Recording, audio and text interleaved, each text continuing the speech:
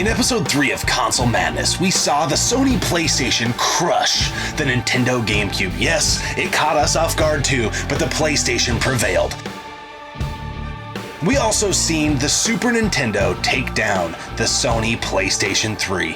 What is going to happen next in Console Madness, folks? All we know is that it will be madness. Absolute madness.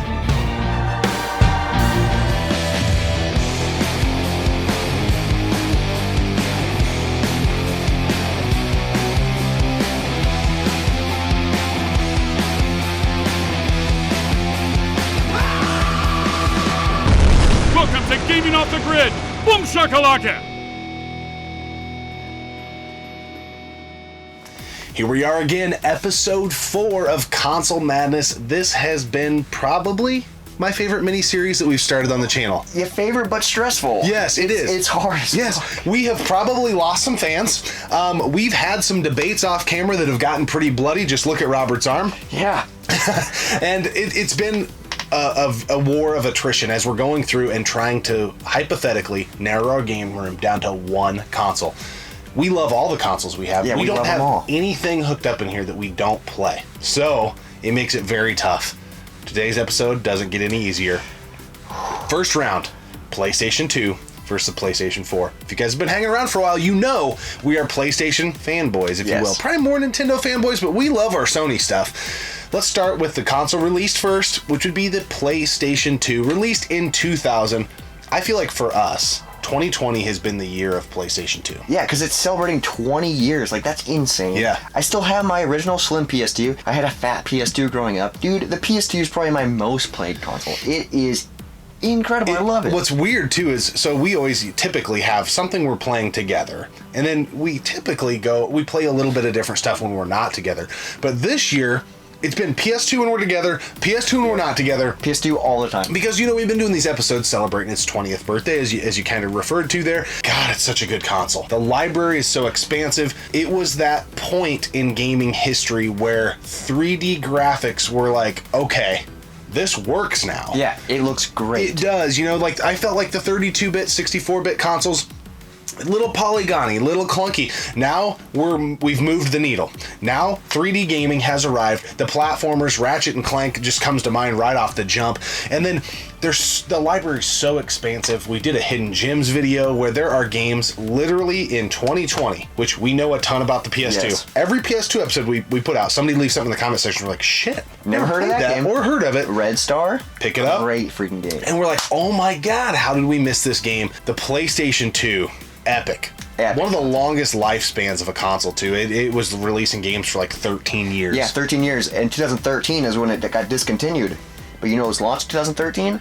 The PlayStation 4, which is the latest console in Sony's library so far. I know they're about to release the PlayStation 5, but it's not out yet. Dude, the PlayStation 4 is fantastic. I bought it. It's so good. The controller is one of the best PlayStation controllers. It's like the perfect PlayStation controller, I feel like. It just feels so good. The library of games is great. The online component. I love that you brought up the controller because I love how Sony tweaked it, but it still feels familiar. They finally, because there was all that debate, obviously the 360 controller was light years ahead of the PS3 controller. At the time, I did like that they kept the PS3, the controller the same, but then once I felt the PS4 controller, they sloped the triggers up finally. Wow. And the PS4 is probably the closest to a launch console I've got other than the Dreamcast in my life. So I've had it a long grace of time. We have a huge collection. Combined, I bet we probably have over 100 games. Yeah, definitely. The PS4 has such a great library. There's so many sweet indie games, hidden gems on it. One of my favorite PS4 games is Nex Machina. That game is awesome. Can you bring in to play here I think it's a very low-key thing. I don't think a ton of people are on the train for VR. Ooh, but that's important to mention. It is very important. And I feel like even more low-key than that is the Vita compatibility. Yes. Which kind of flopped. Sony shit the bed with that whole project because they didn't push it, I don't feel like. And that could have been what the Switch is. Similar to it. Similar to it. It is cool you can do that. You can play a game on your PS4 and then pick it up on your Vita and keep playing, remote play. That's awesome. Where the PS4, I feel like, could have been the ultimate console to keep in this collection is had they went full backwards compatibility back to the PS1, which is also what I feel like Sony should do with the PS5 to dominate the next generation. But they're not. They're not. they're kind of like opening the door for Microsoft to nudge in there, which they're trying to do something with full backwards compatibility or close to it. It's not going to be full on. That kind of grinds my gears about the PS4. I do wonder how much am I going to play the PS4 post PS4 life cycle once we get a PS5. Very true. Very true. You know, how much are we going to go back? It's weird to me. I don't know where you're sitting. I'm just going to tell you my opinion. I feel like this is a landslide win for the PS2. I agree. It's tough. I love the PS4. I play it all the time at home. I play it all the time here. It's awesome.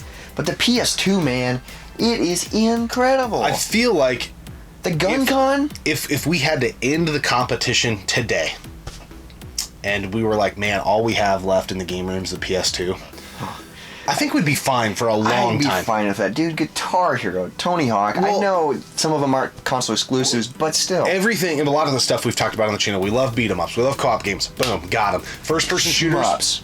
Yeah, shmups, great. A lot of great shooters on there. R-Type Final.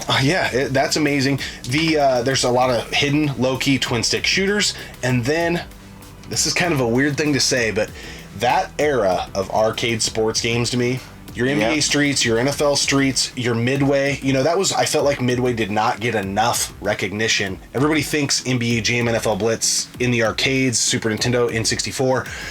Man, Blitz, Hitz, Slugfest, oh my God, Red Card Soccer. I mean, these games are unbelievably good, and anytime we play them, dude, all bets are off. We can't stop playing it. Channel schedule, whoosh, out the window. Dude, NHL Hitz, oh my God. For us, I feel like the PS2 crushes the PS4. I think it does too. It's tough because when I look at the bracket and don't think about it, I'm like, oh, duh, the PS4 is going to win. But then when I really think about it, yeah, the PS2 dominated it.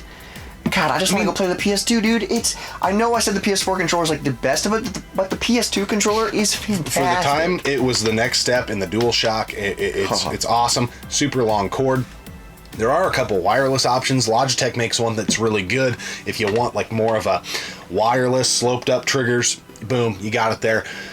I feel like since we've known each other, we have played a lot of PS4, but they've been the kind of games that once we beat them, we don't go back and play. Those True, more yeah. story-laden games, not saying they're not good, but like Horizon Zero Dawn, Spider-Man, God of War. This is the only iffy part, is we're getting rid of Last of Us. Yeah.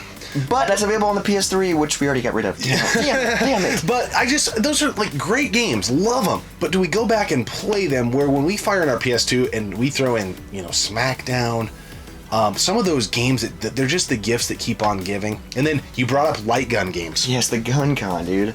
You can't overlook those Namco. It's probably the best home console for light guns, for a true light gun experience. PS2's moving on. The PS2 has to win. I'm not sorry, PS4. I'm not. Yeah. The PS2 is incredible. This is love it. one. Hit the comment sections. Blow us up if you care to. The PS2 is a better console. It is. And yeah, I bet once the PS5 comes out, the PS4 is going to get some dust on it. Yeah. I mean, I still love it, but let's move on. Moving on, we're going to go again. This is a little bit of a generation gap here for sure. We have the Xbox versus the Wii U. Let's start with the Xbox, released in 2001. This was Microsoft's first foray into the video game console market. Was kind of initially at launch, it kind of almost felt like the Dreamcast 2, with some of their earlier launch title-ish games. Well, they had a bunch of Sega stuff on the console, the GT Racing, the Jet Set Radio Future, whatever the heck it was called. Awesome game, by the way. It's a double pack. Yeah, it's super cool. How much did you play it? Or were you? Did you have any neighbors that had it? My dad had the OG Xbox, so I played it when I went to go visit him, and it was awesome, dude. I know the controller's super bulky, especially the Duke controller. We actually just got some Duke controllers, and I kind of enjoy playing games with it, even though it feels weird. It kind of was like fun to say, this is what I should have played with. Yeah. Because it was the Xbox S controller, maybe, that smaller one, which is way better form factor. Yeah, it feels great. Dude, there's so many great games on the OG Xbox. That's like so many great games that started huge franchises. Yeah. Dude. And a lot of times it's a powerhouse. It is a powerhouse. I'm glad you said that, because a lot of times when we get screen cap for games that are on the Xbox or the PS2, we will get a better resolution, and it looks a little bit better on the Xbox. Ooh, NFL Blitz. Yeah. Dude, it looks incredible. It does, and Burnout 3 Takedown, I mean, that's on PS2 as well, I believe. Yeah. But you guys get the point. Plus, you cannot talk about the Xbox without talking about the elephant in the room, Halo. Yep.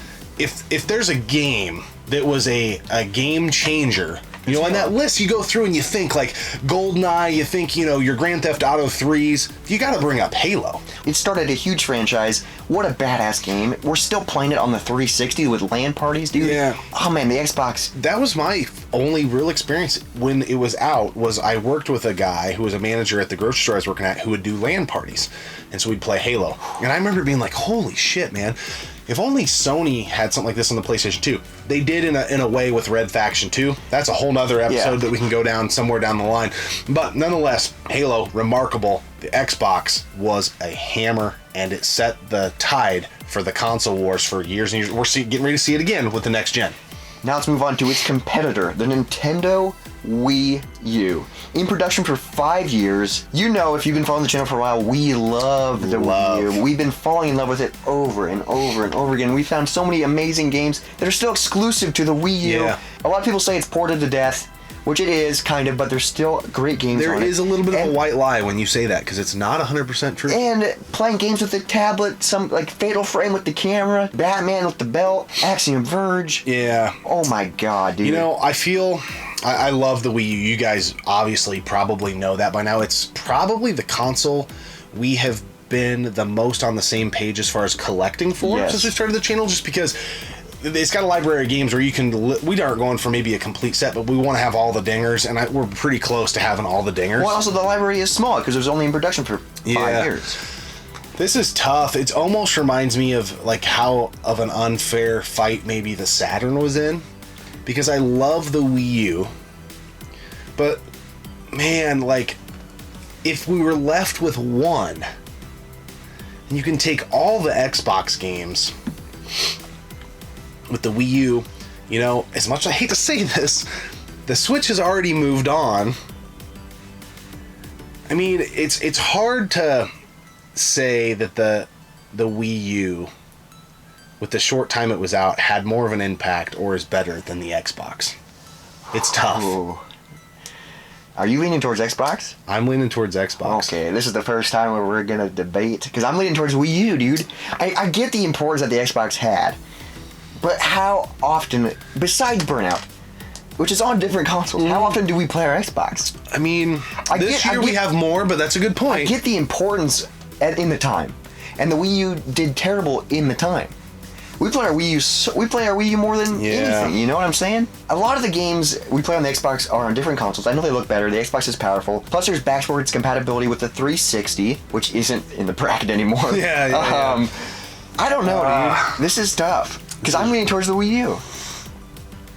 It's such a thin margin for me. Like they are so close. I love the Wii U. I mean, I do. Do we throw the Wii U a bone here? Man, I'm leaning towards Wii U, but I feel like I don't know, dude. This is tough. I'm looking at them both right now, and they're giving me the puppy eyes. Xbox is there, Wii U is there. I'm just like,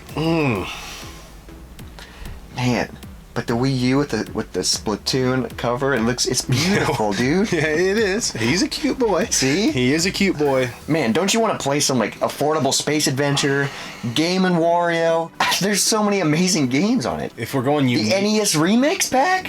Uniqueness factor. Okay, I'll give it to you. Yes. I'll give it to you. This is the first one where we didn't agree. Well, I'm just thinking in my head, the PS2's moved on. What can't you play on the PS2 that you can play on the Xbox? Not saying the Xbox doesn't have good exclusives. Yeah, we brought up Halo. Yeah, but man, a life without Halo, but I do love the Wii U. Yes. We love the Wii U, and that is when I really, really think about it. This is similar to when we were trying to... we're debating the Wii over the Genesis. We play the Wii U 100 times more than we play the Xbox. Same thing with the Wii to the Genesis. And this is our game room, how we play co-op together. It's not what we play by ourselves. No, and we're not putting in like the impact that they had. I mean, that is a factor. Yeah. But it's what we play. Yeah. And we play the Wii U constantly. It's one of my favorite consoles. We're probably gonna get rocked for this pick, but I'm okay with it. Yeah. I do really, really, really like the Wii U. Oh, it's incredible. So the PS2. Xbox. Sorry, bro. I do love you. I do love you. He's right there, guys. Yeah. He's right there. He's so sad. His X is poking out from the console cover. He's crying, dude. Yeah. So moving on, the PS2. and the Wii U, and that's the end of round 1. Yeah, so that'll be Wow. that'll be in the next round. Those two are going to face off against Oh my each other. god, that's gonna be tough. Yeah. Let's talk about something that's not so tough, and that's beer. This is the Fat Pug by Maplewood Brewing Company out of Chicago, Illinois. Yeah, so kind of close by, Yes, Midwest. this is the oatmeal milk stout. You're the stout man. I love oatmeal stouts. It's something that is kind of with the wave of barrel-aged stouts and things like that, where I feel like people who are making stouts are really trying to flex and kind of show their balls, you know, kind of like with IPAs yep. getting more and more hoppy as we go. That's just the trajectory for anything, really. This kind of, I feel like it's an ode back, you know, maybe 4 or 5 years ago, if you were to get an oatmeal stout or a milk stout, this is maybe what old you would school. have got. This is nothing offensive here. I feel like this would be a great introductory stout for somebody. This is definitely, you know, with the things I just mentioned, not one of the best stouts I've had, but this is a great representation of the style. I love the oatmeal component of this. The oatmeal component of this is very forward. Like you could taste that oatmeal. It does taste a little charred, a little burnt, but not quite, not super burnt, just a little charred. For being an oatmeal milk stout, this is really simple. Like it dissipates quickly. It is a little thin. It's thin. Yeah. It has good flavor. This is all right. Yeah. I'm not a huge fan of simple stouts. I like my thicker stouts with really good flavor. This just, I feel like, dissipates way too quickly. Yeah, we don't do a rating on beers, but this is probably coming in, if we did a 10-point scale, 6.5 or a 7. That's what I was maybe. thinking. Yeah. It's good. Glad we had it. Not a needle mover. Sorry, Fat Pug. But you're just a fat pug. yeah, you're just a fat pug. You're just okay, buddy. We'll pet you once in a while, but yeah, it is what it is. Guys, Console Madness, it is heating up. We are getting ready to move into the next wave, the next round of the bracket. We have teed up the N64 versus the NES. Oh my god. The Nintendo Wii versus the Nintendo Switch. Oh my god. PlayStation versus the Super Nintendo, and the PlayStation 2 versus the Wii U. Is this considered the quarterfinals? Next round? Yeah. The quarterfinals. Yeah, Oh it's my coming god. in hot. Guys, this series has been stressful, but it's also been a lot of fun. Oh, it's so much fun. And we're having a blast with it. Blow us up in the comment Yes. section. Come in swinging. Tell us We're we're ready. idiots. Come on, bring it. Let's do it. Let's argue it out, just like good gaming friends do. We always appreciate you tuning in to Console Madness right here on Gaming Off the Grid. GoldenEye, you think, your Grand Theft Auto 3s, you got to bring up Halo. Well, and then also Gears of War. Well, that wasn't till 360. Also, not Gears of War.